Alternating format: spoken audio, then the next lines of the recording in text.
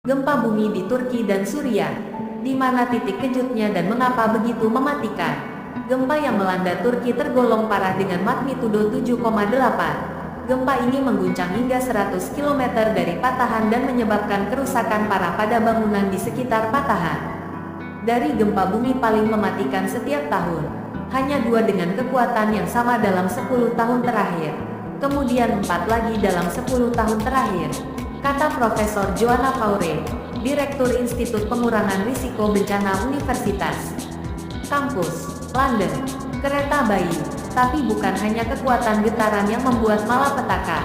Gempa ini terjadi pada pagi hari saat orang-orang berada di dalam rumah dan tidur. Faktor lain yang mempengaruhi adalah daya tahan bangunan.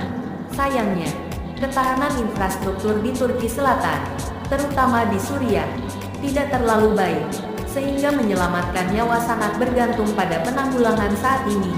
24 jam ke depan sangat penting untuk menemukan korban.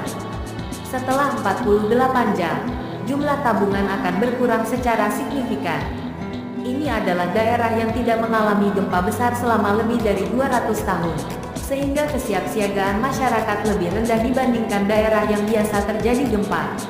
Apa yang menyebabkan gempa? Kerak bumi terdiri dari lempeng-lempeng individual yang terletak berdampingan. Cakram ini sering mencoba untuk bergerak tetapi dicegah dengan gesekan dengan cakram yang berdekatan.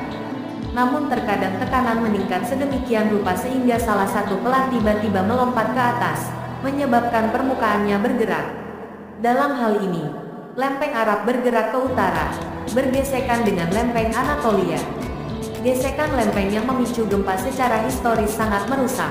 Pada tanggal 13 Agustus tahun 1822, pergerakan lempeng memicu gempa berkekuatan 7,4 SR, masih jauh lebih kecil dari gempa 7,8 SR pada Senin.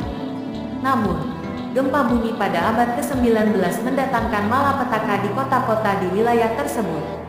7.000 orang tewas.